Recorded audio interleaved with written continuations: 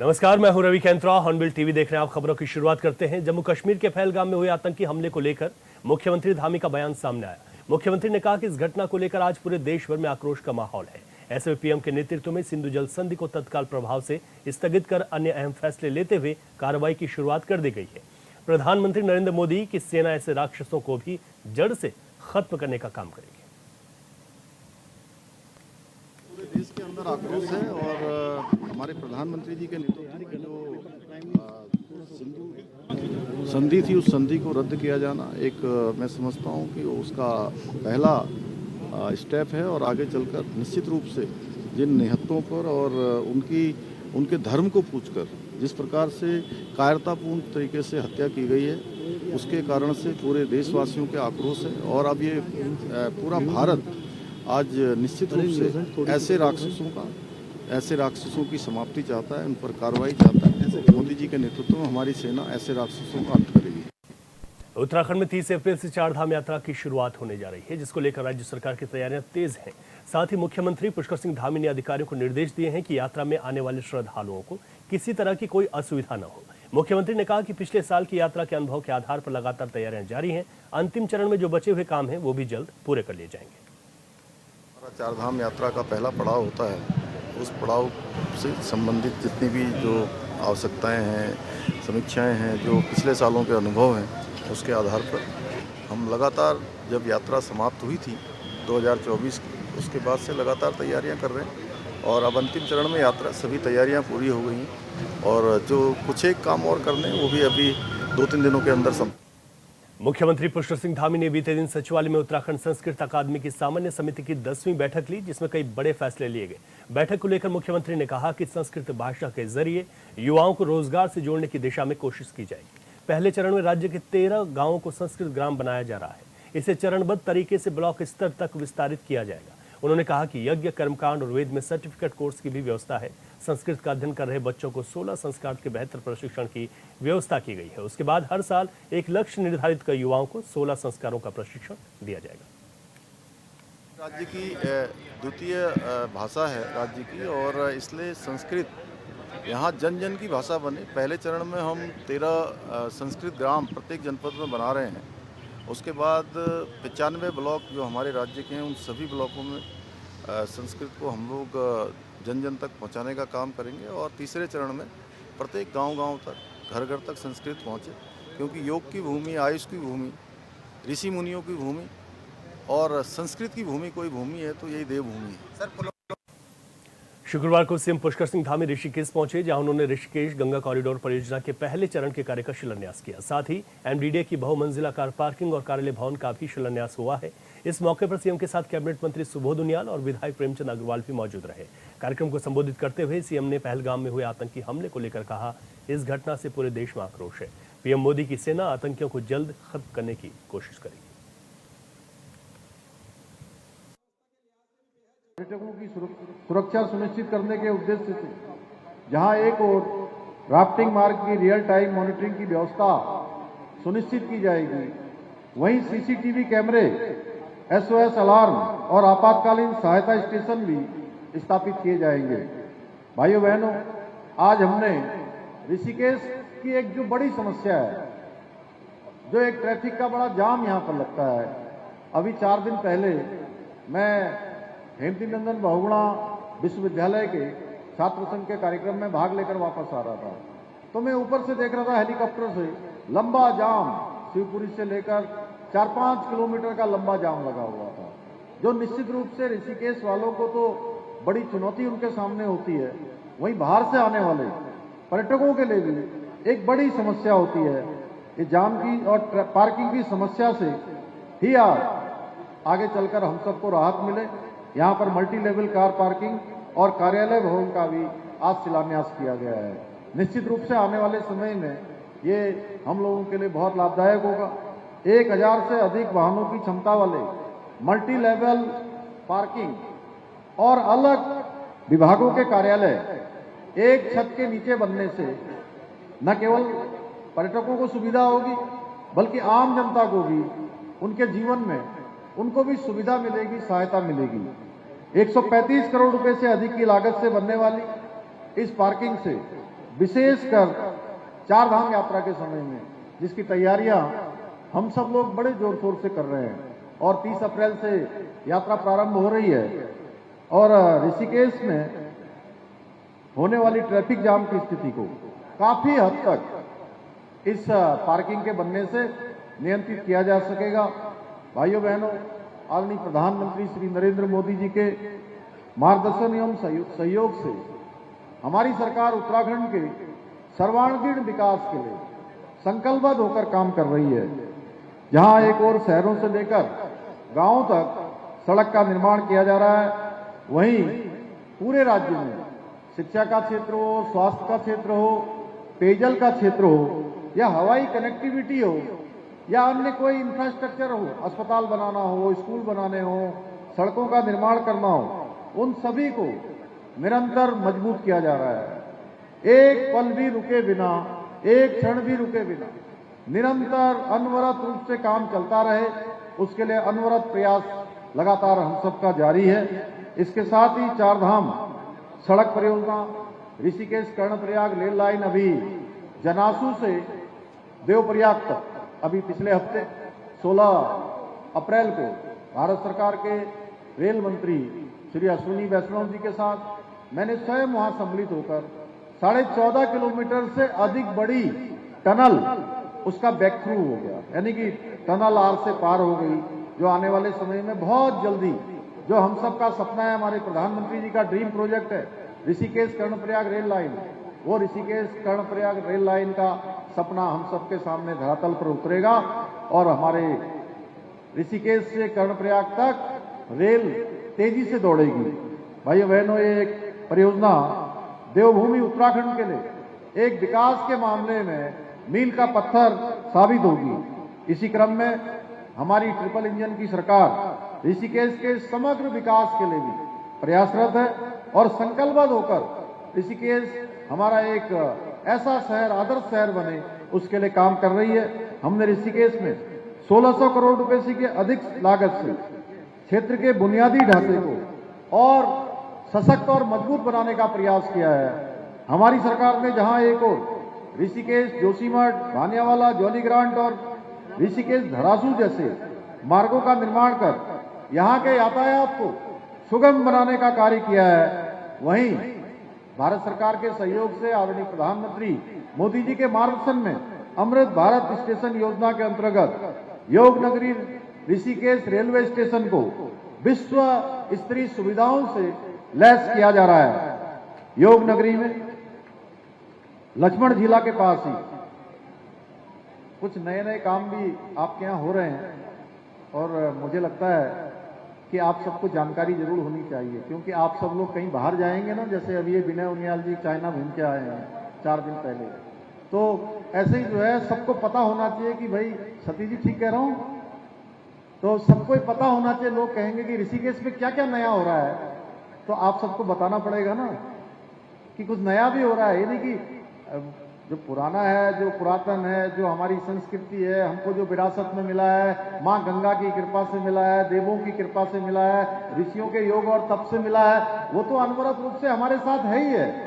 उसमें हम add on क्या कर रहे हैं, क्या जोड़ रहे हैं, और सरकार जोड़ रही है तो वो आप ही के प्रयासों से जोड़ रही है, आप ही के लिए जोड़ रही है, आप ही के द्वारा जोड़ रही है, इसलिए हम सबको जानकारी होनी चाहिए।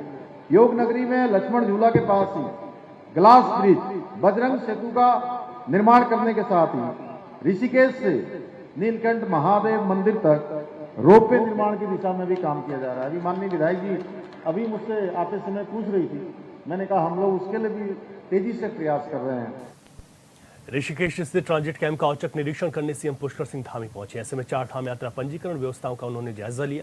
सीएम ने पंजीकरण प्रक्रिया, चिकित्सा सहायता, प्रतीक्षा कक्ष और अन्य सुविधाओं की तैयारियों की समीक्षा की है। इसके अलावा सीएम ने अधिकारियों को निर्देश देते हुए कहा कि श्रद्धालुओं को किसी प्रकार की असुविधा न हो और 4 धाम यात्रा को सुगम, सुरक्षित और दिव्य बनाना डबल इंजन सरकार की सर्वोच्च प्राथमिकता है।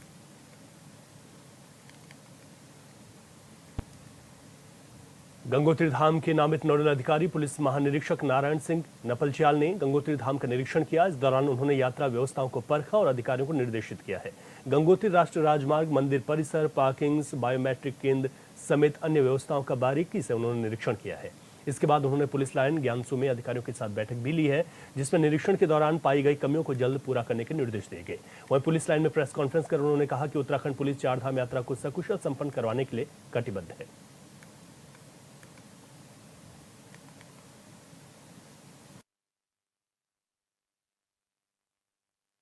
डिस्ट्रिक्ट वालों ने जो भी व्यवस्था वगैरह की है उसकी समीक्षा और जो भी कमी पेशियाँ है उसको दूर करने के लिए एक इस तरह की एक नई पहल की गई है।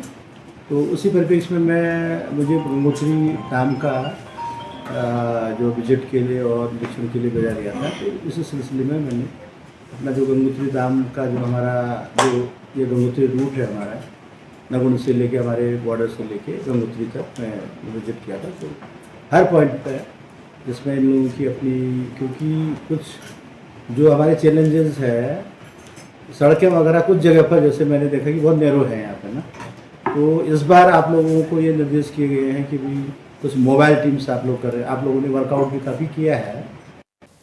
कांग्रेस देवभूमि में घर वापसी के हर संभव प्रयासों में जुटी है। तो वहीं चुनाव लड़ने को लेकर उत्तराखंड महिला कांग्रेस की प्रदेश अध्यक्ष ज्योति रौतेला ने बताया कि 2027 के चुनाव के लिए कम समय है। साथ ही धर्मपुर विधानसभा की समस्याओं और मुद्दों को लेकर वह लोगों से बात करेंगे। ज्योति रौतेला ने यह भी कहा कि धीरे धीरे धर्मपुर के मुद्दों को लेकर उन्होंने तैयारियां भी शुरू कर दी हैं और जल्द ही वहां की समस्याओं को लेकर वह सड़कों पर भी उतरेंगी। तो तैयारी शुरू कर रहे हैं, तो धीरे धीरे लोगों से मिलना शुरू कर रहे हैं और धीरे धीरे धर्मपुर की जो समस्याएं हैं, उन मुद्दे हैं, उन पे बात करेंगे, लोगों से चर्चा करेंगे, उन मुद्दों को लेकर सड़कों पे उतरेंगे। क्योंकि टाइम बहुत कम बचा हुआ है 2027 के लिए, 1.5 साल आपके पास केवल है और उसमें आप ये समझ लीजिए कि 1 साल ही आपके पास केवल चुनाव के लिए, बीच में पंचायत चुनाव भी आएंगे, फिर उसके बाद आचार संहिता लग जाती है। तो अपनी तैयारी मैंने शुरू कर दी और मुझे लगता है कि धीरे धीरे धर्मपुर के जो इश्यूज है उनको लेके आप लोगों को जल्दी में देहरादून में उत्तराखंड कांग्रेस 30 अप्रैल को संविधान बचाओ रैली निकालेगी, जिसकी मेजबानी पार्टी के प्रदेश अध्यक्ष करण माहरा करेंगे, जिसको लेकर महिला कांग्रेस की प्रदेश अध्यक्ष ज्योति रौतेला ने बताया कि संगठन की 500 महिलाएं इसमें शामिल होंगी और पूरे प्रदेश से संगठन की महिलाएं आएंगी। साथ ही उन्होंने कहा कि हमारी कोशिश है कि लोकल महिला कांग्रेस से ज्यादा इसमें हिस्सा ले सके।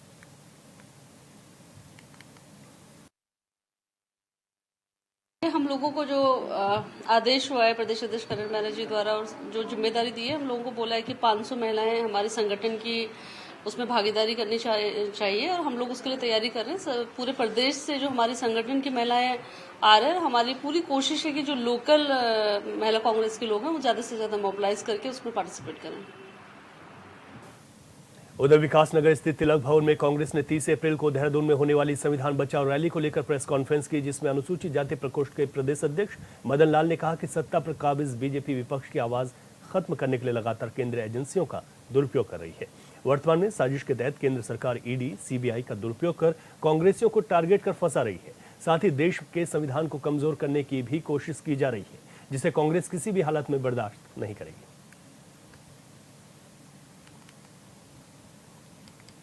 उसको भारतीय जनता पार्टी, खासकर देश के गृह मंत्री और देश के प्रधानमंत्री दोनों लोग, ईडी हो सीबीआई हो, उसको हथियार बनाकर विपक्षी नेताओं को डराने का, धमकाने का और फंसाने का काम कर रहे हैं।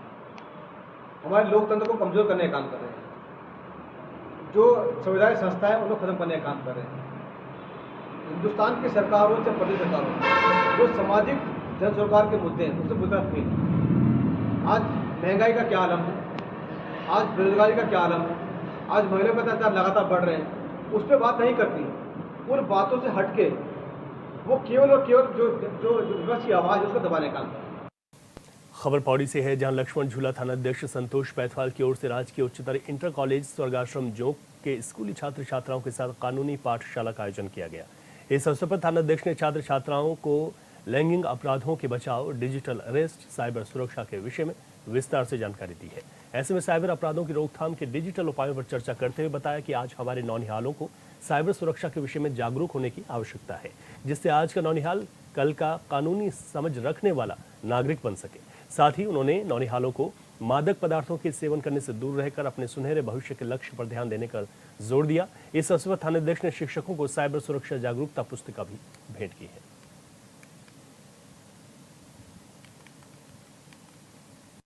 लक्ष्मण झूला थाने में यहाँ पर 32 छात्राओं को लेकर आए हैं। यहाँ पर महिला सुरक्षा से संबंधित और थाने की जो कार्यप्रणाली है, खास करके पुलिस की जो कार्यप्रणाली थानों में हो, चाहे उनकी चौकियों पर हो, इस प्रकार से वे वहाँ पर विभिन्न प्रकार की समस्याओं को सुनते हैं, उसके निष्पादन के लिए कार्य करते हैं। इस प्रणाली के संदर्भ में हमारे थानाध्यक्ष साहब ने सारे बच्चों के जो प्रश्न थे, उनके मन में जो प्रश्न आ रहे थे, जो प्रश्न उनके द्वारा किए गए, उसका उत्तर दिया। निश्चित तौर पर पूरा विद्यालय परिवार, यहाँ पर जो पुलिस प्रशासन है थाना लक्ष्मण झूला में, उसके प्रति कृतज्ञ है कि उन्होंने हमारे बच्चों को पुलिस से संबंधित कुछ नवीन जानकारियाँ दी। मेरा नाम कुसुम है, मैं कक्षा 11 की छात्रा हूँ और आज हम यहाँ थाने में आए थे और हमें सर ने बताया अपराध के बारे में और हमें कुछ साइबर क्राइम के बारे में बताया गया। आगामी चारधाम यात्रा के लिए स्वास्थ्य विभाग लगातार अपनी तैयारियां कर रहा है, जिसके चलते चारों धाम और चारधाम यात्रा मार्ग में तैनात होने वाले डॉक्टरों को देहरादून के दून मेडिकल कॉलेज और श्रीनगर के मेडिकल कॉलेज में ट्रेनिंग दी जा रही है, ताकि श्रद्धालुओं का सही तरह से उपचार और चेकअप हो सके। इस बात को लेकर चिकित्सा शिक्षा विभाग के निदेशक और श्रीनगर मेडिकल कॉलेज के प्राचार्य डॉक्टर आशुतोष सयाना ने कहा कि चारधाम यात्रा मार्ग के दून अस्पताल और श्रीनगर अस्पताल में स्वास्थ्य सुविधाएं तृतीय श्रेणी के रूप में विकसित हैं।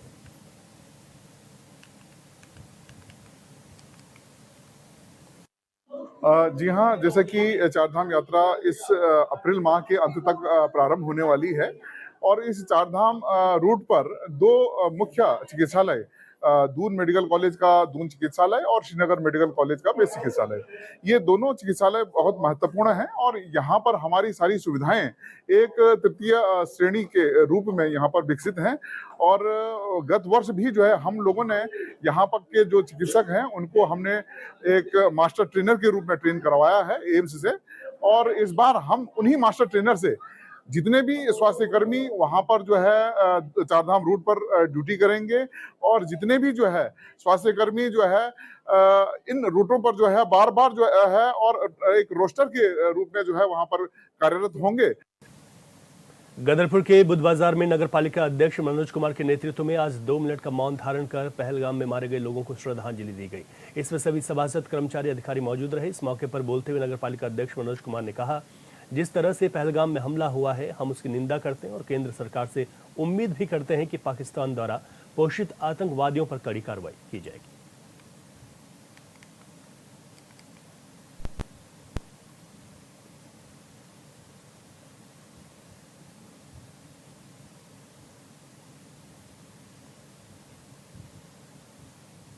है बहुत ही कायराना हरकत है।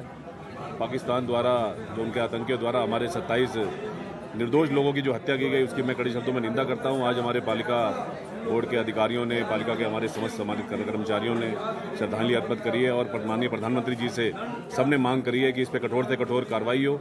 ऐसा दंड इन्हें मिलना चाहिए कि जिंदगी में दोबारा कभी भी ये भारत के लोगों पर हमला करने से पहले 100 बार सोचें कि माननीय प्रधानमंत्री जी और करेंगे। हमें पूरा विश्वास है, पूरे क्षेत्रवासियों, पूरे देशवासियों को हमें प्रधानमंत्री जी पर पूरा विश्वास है कि इस घटना पे वो जरूर कड़ी से कड़ी कार्रवाई करेंगे। और मुझे संज्ञान हुआ है कि वो कार्रवाई उन्होंने शुरू कर भी दी है और बहुत ही दुख का विषय है। सबने 2 मिनट का मौन रख के हमने उन्हें श्रद्धांजलि दी है और बहुत दुख भी है और बहुत गुस्सा। उत्तराखंड के पहले कांच वाले बजरंग सेतु का निर्माण लगभग पूरा हो गया। कैबिनेट मंत्री का दावा है कि जल्द ही सेतु को आम लोगों के लिए खोल दिया जाएगा। इसकी लंबाई 132 मीटर है और दोनों साइड में ग्लास पाथ हैं। रिपोर्ट में देखिए।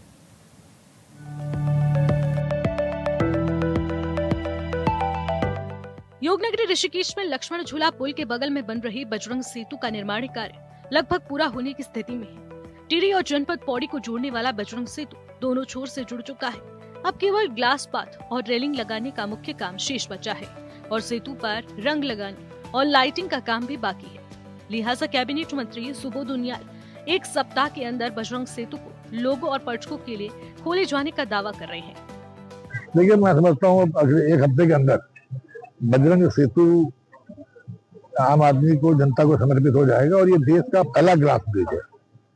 तो ये देश का पहला ग्लास ब्रिज होने के लिए कारण मेरे लिए ये एक बहुत गौरव की बात भी है कि देश का पहला ग्लास ब्रिज बनवाने का अवसर ये मुझे मिला। ऋषिकेश में बन रहे बजरंग सेतु 132 मीटर लंबा और 5 मीटर चौड़ा है। सेतु के दोनों साइड में 1.5 मीटर का 65 मिलीमीटर की मोटाई वाला पारदर्शी कांच का फुटपाथ है। सेतु के प्रवेश द्वार की आकृति केदारनाथ धाम जैसी है। दावा है कि सेतु देश दुनिया के लोगों के लिए बेहद ही आकर्षण का केंद्र बनेगा, क्योंकि कांच का बनने वाला ये बजरंग सेतु दुनिया के चुनिंदा पुलों में से एक होगा। समझता हूँ कि लक्ष्मण झूला क्षेत्र में इस ग्लास ब्रिज के बनने के बाद निश्चित रूप से तीर्थयात्रियों की संख्या में भी इजाफा होगा, क्योंकि एक तरफ पौराणिक लक्ष्मण झूला ब्रिज जिसको हम लोगों ने हेरिटेज के रूप में संरक्षित करने का निर्णय लिया, जिसमें लोग आकर के पौराणिक लक्ष्मण झूला पुल का भी दर्शन करेंगे। कैबिनेट मंत्री सुबोध उनियाल ने बताया कि सप्ताह भर में बजरंग सेतु को पर्यटकों और स्थानीय लोगों के लिए खोल दिया जाएगा। तो वर्ष 2022 में लोक निर्माण विभाग नरेंद्र नगर में बजरंग सेतु का निर्माण कार्य शुरू किया था। पहले बजरंग सेतु के निर्माण कार्य को पूरा करने की अवधि जुलाई 2023 निर्धारित की गई थी। इसको बढ़ाकर अब दिसंबर 2024 किया गया। अब इसके अंतिम निर्माण की तारीख 31 मई 2025 निश्चित है, लेकिन मंत्री का मानना है कि उससे पहले ही पुल का काम पूरा हो जाएगा। ये देश के पहले ग्लास ब्रिज को भी देखेंगे तो निश्चित रूप से धार्मिक के साथ साथ जो हेरिटेज को पसंद करने वाले लोग हैं वो, प्लस जो हमारे यहाँ आज की तारीख में आप जानते हैं कि राफ्टिंग का हब है और बंजी जंपिंग और राफ्टिंग में देश के लाखों लोग हर वक्त यहाँ पे आते हैं। सभी लोग निश्चित रूप से बजरंग सेतु को देखने आएंगे और इससे वहाँ के लोगों की आर्थिकी को मजबूती मिलेगी। बजरंग सेतु की खासियत ये है कि उत्तराखंड का पहला ये ग्लास ब्रिज होगा जो कि ऋषिकेश में गंगा नदी के ऊपर बन रहा है। पुल की दोनों साइड पारदर्शी कांच के फुटपाथ हैं। 1.5 मीटर चौड़े फुटपाथ 65 mm ग्लास के हैं। सेतु की लंबाई 132 मीटर, चौड़ाई 5 मीटर है और बजरंग सेतु की लागत 38.86 करोड़ रुपए है। निर्माण कार्य 2022 में शुरू हुआ था। ब्रिज के टावर पर केदारनाथ धाम की आकृति जैसी है। बजरंग सेतु पर हल्के चौपहिया वाहनों के साथ पैदल यात्रा भी चल सकते हैं। Bureau report hornbill TV.